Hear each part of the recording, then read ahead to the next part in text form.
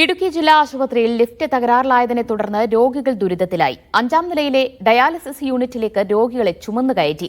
കസേരയിലിരുത്തി രോഗിയെ ചുമന്നുകയറ്റുന്നതിന്റെ ദൃശ്യങ്ങൾ media one പുറത്തുവിട്ടതിനെ തുടർന്ന് മണിക്കൂറുകൾക്കുള്ളിൽ ലിഫ്റ്റ് പുനഃസജ്ജീകരിച്ചു.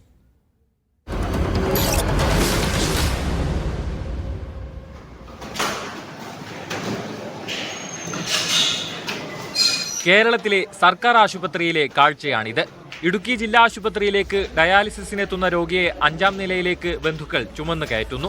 ശനിയാഴ്ച ലിഫ്റ്റ് തകരാറിലായതു മുതൽ ഇതാണ് ആശുപത്രിയിലെ അവസ്ഥ. ഇപ്പൊ 2-3 ചേട്ടന്മാരും കൂടെ വരാണ്ട് അവരെ കൊണ്ട് കസാരയിൽ എടുത്തു കൊണ്ടു മോളിൽ കയറ്റിക്കൊണ്ട് പോകണേ ഡയാലിസ് ചെയ്യാനായിട്ട്.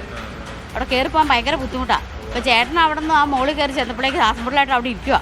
ലിഫ്റ്റ് തകരാറിലാകുന്നത് ആശുപത്രിയിലെ സ്ഥിരം സംഭവമാണെന്ന സൂപ്രണ്ടിന്റെ പ്രതികരണം. ഇപ്പോഴത്തെ സിറ്റുവേഷൻ വെച്ചാൽ ലിഫ്റ്റ് വർക്ക് ചെയ്യുന്നില്ല, സെൻസർ പോയി കിടക്കുന്നതാണ്. അത് മാറ്റി വയ്ക്കാതെ ഏതായാലും വർക്ക് ചെയ്യത്തില്ല. കാരണം അത് വളരെ പഴയൊരു ലിഫ്റ്റാണ്. ഇടയ്ക്ക് ജില്ലാ പഞ്ചായത്ത് കണ്ട് ഒന്ന് റിനോവേറ്റ് ചെയ്തതെന്ന് മാത്രമേ ഉള്ളൂ. അത് കഴിഞ്ഞ് സ്ഥിരം അതിൻ്റെ കംപ്ലൈൻറ്റ് സ്ഥിരം ഉണ്ടാകുന്നുണ്ട്. സർവീസ് ചെയ്യുന്ന ആൾ വരണ്ടല്ലോ, സാധാരണ ആൾക്കാർക്ക് ചെയ്യാൻ പറ്റുന്ന കാര്യമില്ല. സംഭവം വാർത്തയായതോടെ ലിഫ്റ്റ് പ്രവർത്തന സജ്ജമാക്കാനുള്ള ഇടപെടൽ വേഗത്തിലായി.